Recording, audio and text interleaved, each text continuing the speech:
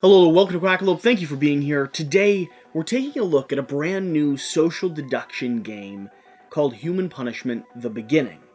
Now, if you're familiar with its predecessor, Human Punishment 2.0, you may be familiar with a little bit of what's happening here. A touch of the art, some of the factions that you might be controlling, and of course, the lore and story and narrative of this experience. But this is going to be a brand new, ambitious take on this genre of gaming, combining a odd mix of asymmetric player factions, various card and hand management abilities, a mild bit of pick-up-deliver, a heavy amount of social deduction and bluffing, and of course some movement and action selection across different regions of this board.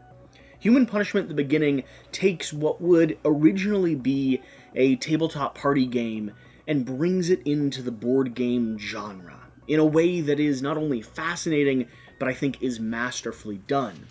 So in this video, I'm going to do my very best to give you an understanding of what exactly is happening across the board here, some of the highlights that I see when approaching this game, and some of the things I think you should keep in mind when deciding if this is going to be the right game to add to your shelf. So, with all that being said, before we get started, let's go ahead and acknowledge that this is a Kickstarter preview. It is currently live over on Kickstarter, so if you swing over and back it, leave a quack in the comments over there so I can go make sure that I respond to everyone that's there as well. And keep in mind that this is a prototype that I'm covering, a very beautiful, well-done prototype, but a prototype nonetheless. And with that being said, let's start diving into what exactly this game is, because there is a lot going on here. I know the first time I opened up and got everything to the table, I was initially both confused and intimidated, right? I was expecting to see a social deduction game, which usually is a small box of cards and a variety of different player factions, roles, and abilities, but not a sprawling, almost Euro-style approach to this experience.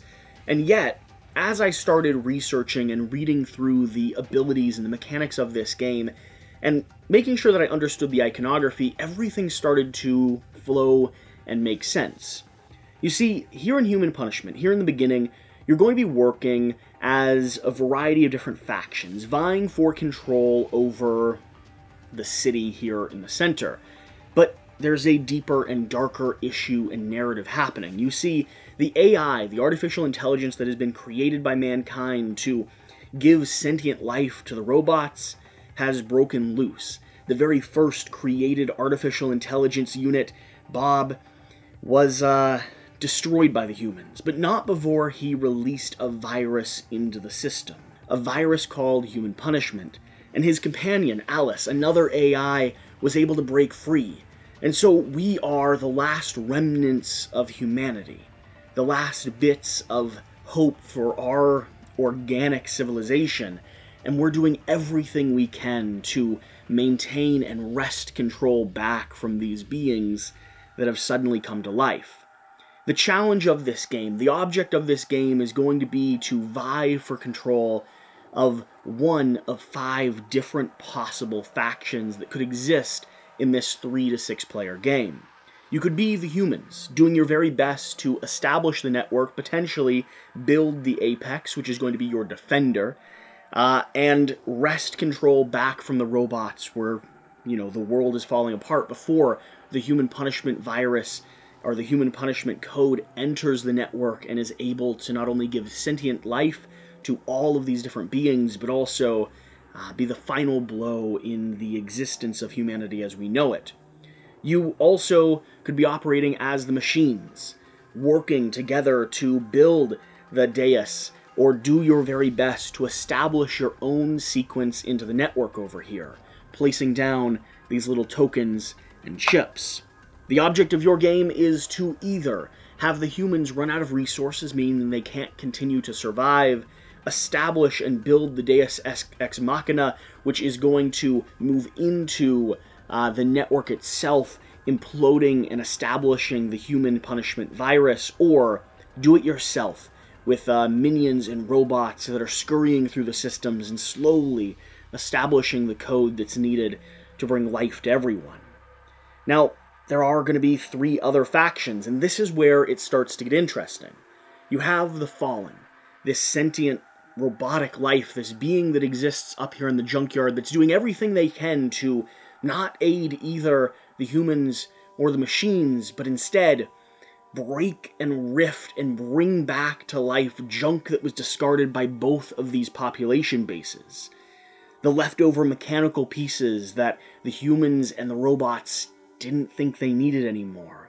The bits of code that have been discarded and forgotten about from generation to generation, that is where you shine.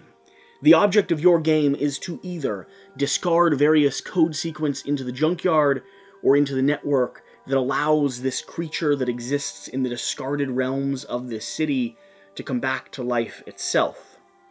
Your win condition can surmount and trump both the machines and the humans.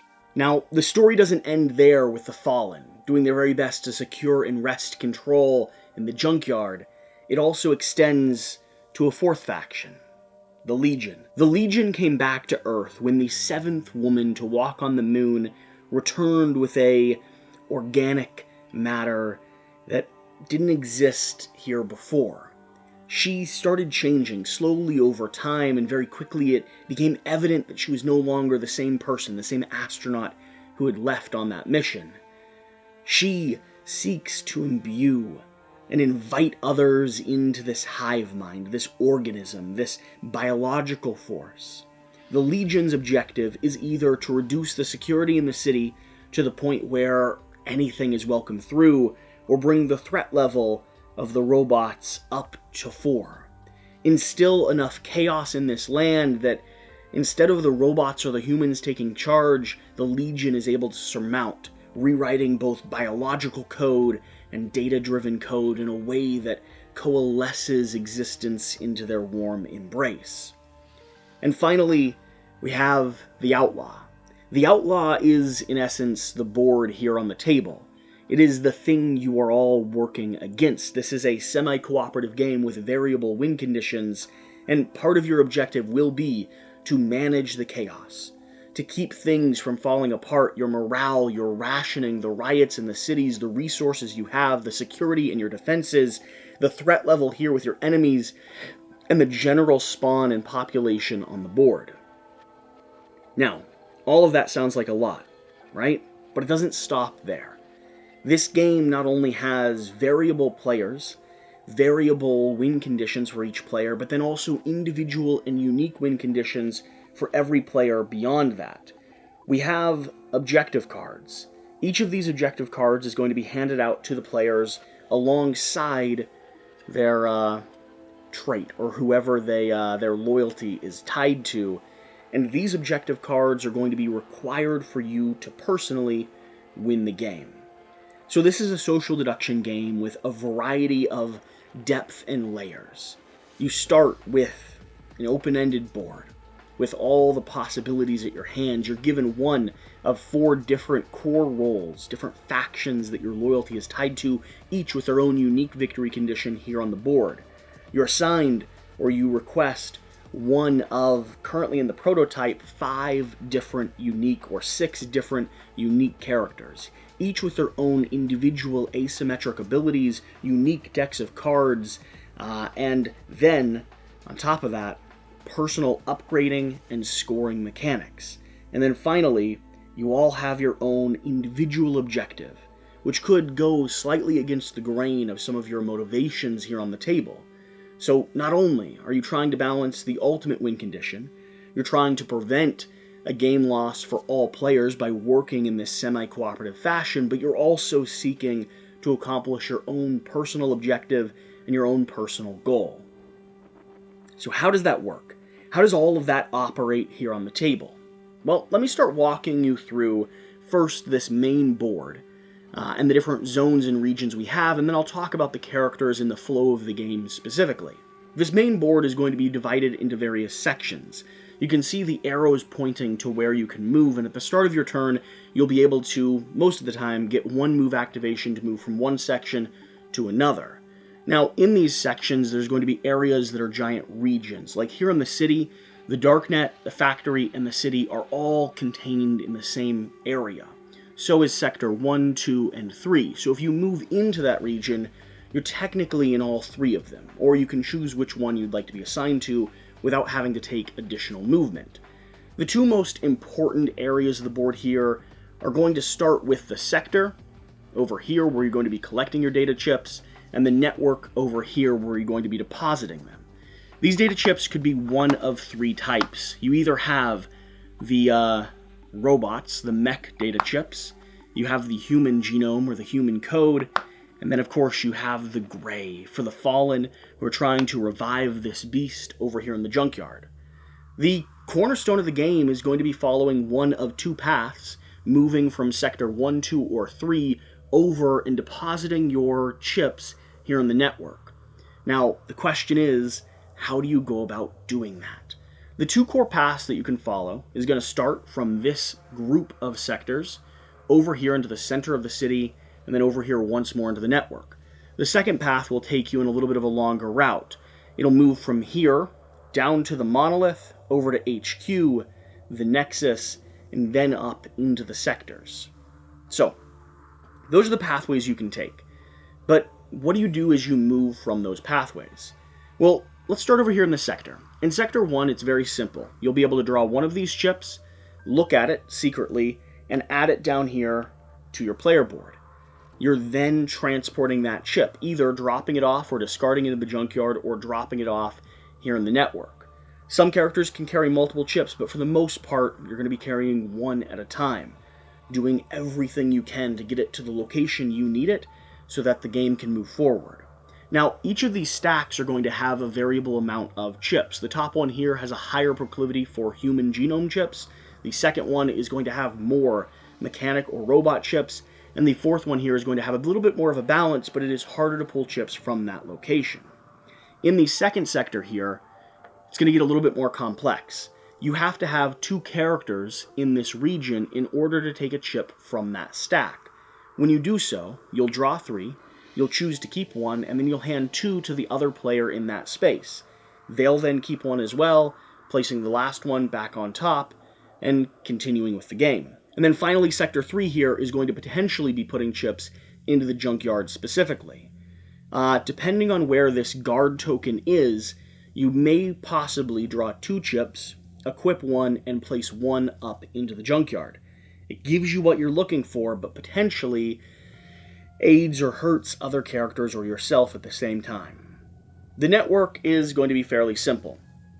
There's a lot of things leading to it, but at the cornerstone of it, you're going to have these different stages of game state. At the first stage, once 3 chips are down here in the human phase, you're going to reveal them, so you don't quite know who placed them, but you'll know where the math is playing out. At the second stage, with that red stripe there, you're going to reveal all of those as well, but this is going to be the mechanics phase, or the robot phase. There, everyone will close their eyes, humans will raise their thumb, and the robot player or players will be able to look around and know exactly who it is they're facing off against. And then the third phase up there, when the 9th chip is placed, the game is coming to one of various possible endings, where you reveal all the chips that have been placed in that location and determine who potentially won. Again, the Fallen looking for 2 chips there and 2 chips in the junkyard, or 3 chips in the junkyard. The robots looking for a dominance of robot or red chips here in the top section, and the humans looking for the same, a dominance of the blue genome chips of their own. Now, the game gets a little bit more interesting, with a lot of different actions that you can take, and I'll try to go through these fairly simply and effectively. Over here, with the Med Center, this is where you're going to be removing or clearing off some specific wounds. These wounds you get from battling different creatures that appear throughout the city as you're trying to progress towards the network. You have to hold them at bay. You're going to have to work as a squad and a team to prevent, everything from being overrun. And so if you get wounded, you'll come to this location to clear those off. They'll restrict your movement, restrict some of the actions you can take. It's good to get healed as quickly as possible. The Nexus is going to be where the humans are the most interested in. If you invest your cards, some of these blue resource cards that you have, in the Nexus location, you'll start building the Apex. The Apex is the human robot, the defender. It will traverse across this blue line, either colliding with the Deus, over here, crashing into each other and preventing it from depositing the human punishment sequence, and just fighting different characters and creatures that it finds along the way. The humans, in some cases, want to successfully build the Apex and help it journey to this point right here, to defend against the robots and their uprising. Over here, in the HQ, this is going to be where you interact with the emotional state of the game. You can censor, deciding to restrict someone into a cell. Over here in an isolation cube, that's basically putting someone in timeout because you don't trust them. You can demand a new leader because there is a leader of the Ghost Squadron, and also a general who will be able to decide things like ties and some of the cards that are coming through the program deck. You then also could choose to pick up a weapon. A weapon is going to do exactly what it sounds like. It'll be an item that you equip that gives you a more powerful attack to take down things that might be getting in your way. After that, we're going to have the Monolith. The Monolith is going to be a location that gives you the chance to find more information about your opponents, suss out a little bit about what they're doing. We have the Isolation Cubes, the place that you get sent when you're put into timeout. You can break or force your way out of this location by taking various actions, but it is not always that easy. We have the Factory here, really just a heavily guarded location where you're not going to interact too much, but when the time comes, Deus will spawn in this location and travel down this red line, either competing with the Apex or making his way to the network. You must work together to try to stop him from bringing in the human punishment. And we have the Darknet up there at the top. The Darknet is going to be where you get powerful program abilities. There's always going to be a sequence of cards available, placed that you can order from, and you'll spend the card cost there to purchase and bring those into your hand. These are going to be special one-time use or more powerful abilities that you can equip to your various characters. And then finally, we have the City and the Junkyard. The Junkyard's going to be pretty straightforward. It is a win condition for the Fallen. They're trying to deposit these gray chips up into that location, doing their very best to get 3 in that location by the end of the game, by whatever triggers the end of the game. You also, though, have the chance to look at chips that were deposited there, seeing who's dropping off what in the junkyard, and permanently removing chips from that location if you spend green cards from your hand. And then finally, we have this tracker here in the center, the City. The City is going to have the rioting, the morale, the resources, and the security, all of which you're trying to balance as a team throughout the course of the game, or not. If rioting gets too bad or if peace gets too high, you're going to have some chaos that starts to erupt. Everyone's going to have consequences based off of where this initial dial is. If morale gets too low, you're going to have an outlaw victory. The board is going to win, the city has lost hope, and there's no way for you to proceed. If the resources deplete too far, you're going to have a machine victory. The humans can't, survive if there aren't any resources left. But that's going to be an important action because it actually allows you to draw more cards from your hand. Your cards are going to be what you're spending to resolve objectives, to balance the game, to move things forward.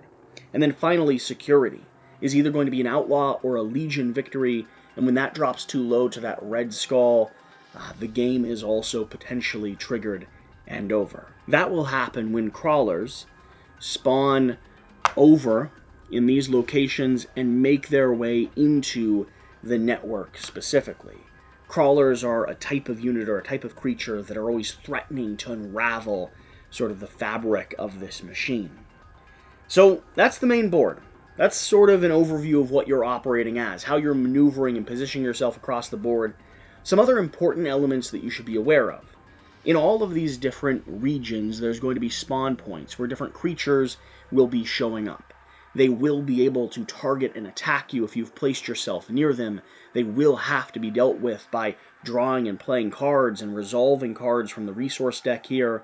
And throughout the course of the game, this push-pull, this balance of what information do you have, what are you trying to learn, and where do you need to go to not only benefit yourself and move your win condition forward, but also keep other players from being too suspicious. All of that is going to be front and foremost when it comes to the experience of playing this game.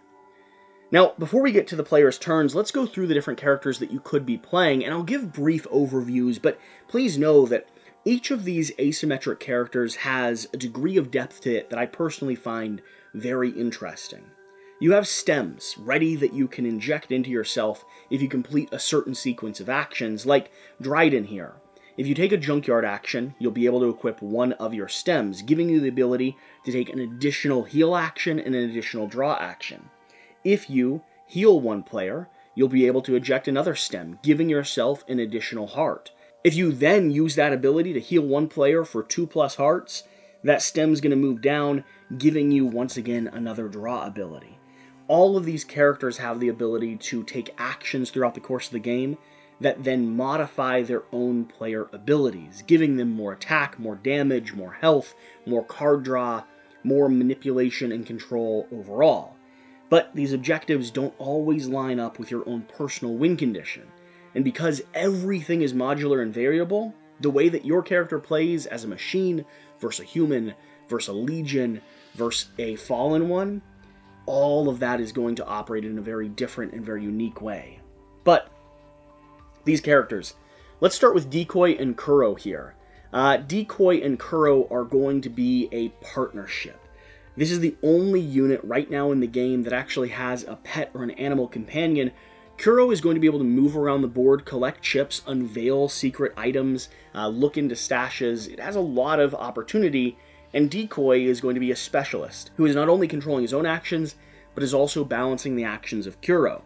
You're able to split up the actions that you're taking around the board state and do a lot more efficiently. Jaden here is going to be an all-arounder. This is going to be a very proficient unit who is really good at playing any of the possible roles that it could get.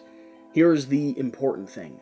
All of these character decks are going to be entirely unique to the character that you're playing. Some will have more red cards, green cards, more blue cards, and this is how you're resolving and interacting with the game state. And Jaden here is going to have an additional 7 all-purpose cards that no one in the game has access to.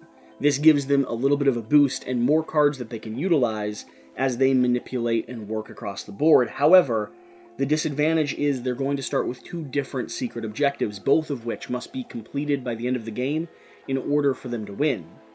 Dryden here is going to be the medic, doing his very best to keep everyone alive and functioning throughout the course of this game. He's going to start with an additional draw power and an additional pistol, but the problem is when Dryden takes damage, he's also going to take more wounds, because he doesn't worry about himself as much as he worries about others. We have Nova over here. Nova is going to be the runner. She is going to be able to move 2 spaces in a single turn, which is massive for this game, because most people are taking their time moving a little bit slower. But the problem with that is she is not allowed to collect these scan tokens. The scan tokens allow you to reveal the chip that you're placing down in the network, gaining trust and establishing your loyalty as one of the human players. She's never able to prove that, and so because it is so valuable to be able to move so fast, she's always going to be a little bit suspicious, and if she's operating as a robot or a machine, she is so incredibly dangerous. Fake Op here is actually a machine, but one that is programmed to be part of this Ghost Squadron or Ghost team. At least that's what we think. Faya is the very first iteration of a new robot technology, not quite AI, but smart enough and imbued enough to operate and be of assistance to the organic matter, the organic life. Here's the problem.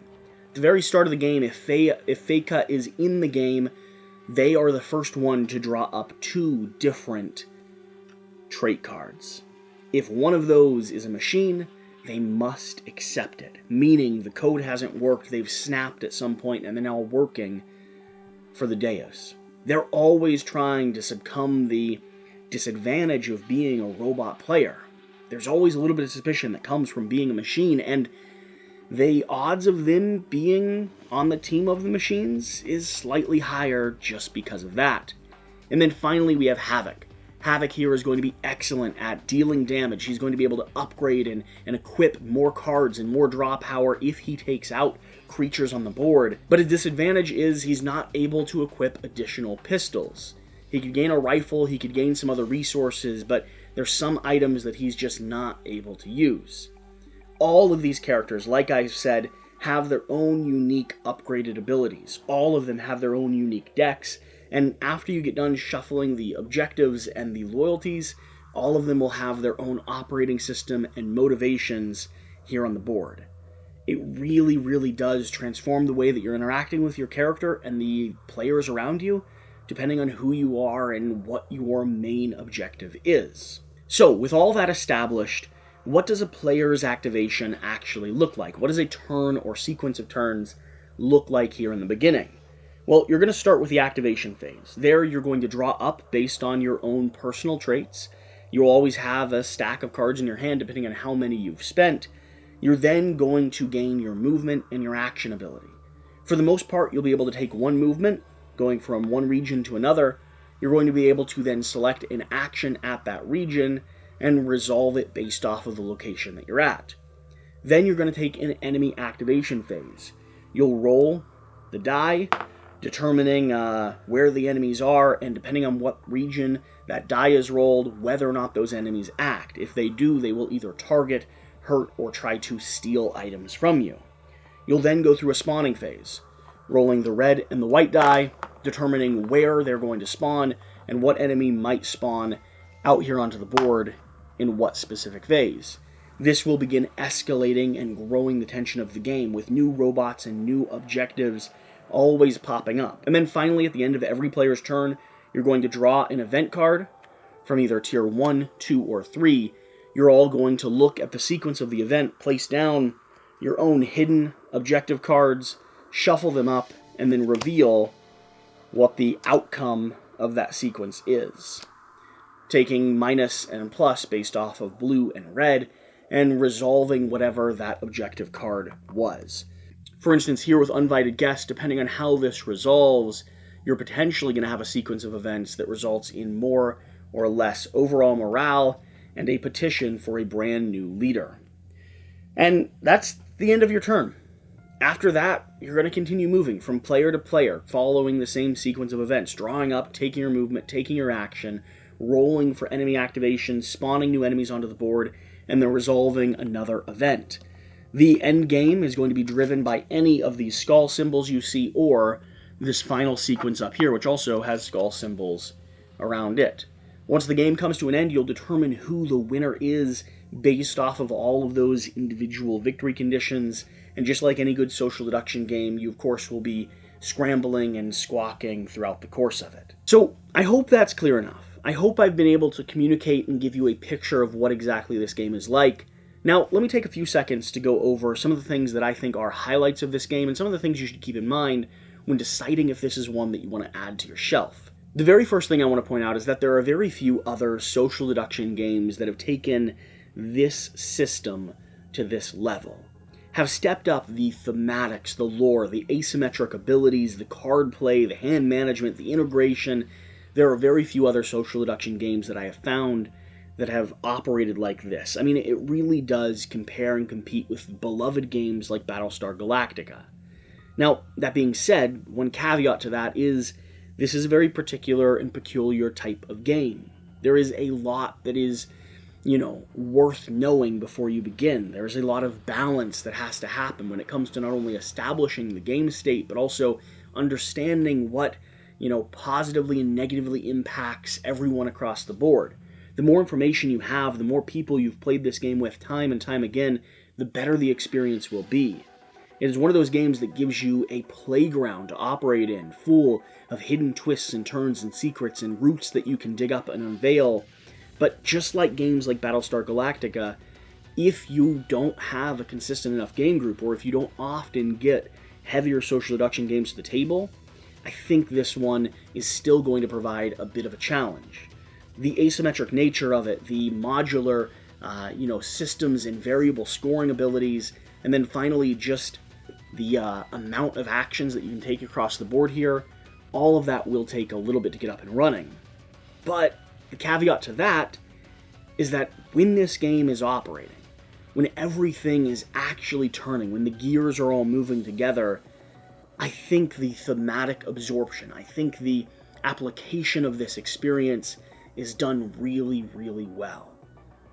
I mean, as you're moving across this space, as you're taking variable actions, as you're investing in these different events that are happening, you can feel and watch the city start to unwind. And after each of these sequences happens, whether it is players investing in an event and you gaining a little bit of information, whether it is, the human cycle coming to an end there, or creatures just not being dealt with on the map, there's enough dribble of information that you become suspicious and curious throughout the course of this game, doing your very best to decide who can you trust and who is doing everything they can to trick you or betray you. This game operates and functions and flows very well. Now, like I said at the very beginning of this video, one of the caveats here is going to be there is a lot going on here, and the board, I think, represents that. With multiple actions and regions that you have to understand how to look at the map in order to know what's happening, it does have a disjointed approach. But once you understand the layout, a lot of things are actually very clear. The iconography is good, the language and descriptions of the actions are all fairly simple and straightforward, and since you're only taking one at a time, you have plenty of time to work through and process where you want to be and what action you want to take next to keep the game in balance. But all of these little sections and the modular nature of it does present a bit of an obstacle when first getting into the title. And then along with that, these poker chips and the extra upgraded icons and abilities, these are going to be Kickstarter exclusive. I think if you already know that this game is your style of game, for me the upgrade really does provide a tactical nature to the game that I just really enjoy. If you're getting a premium social deduction game to the table, why not get one that feels and looks and operates, in a premium fashion? That's what Kickstarter's for, after all.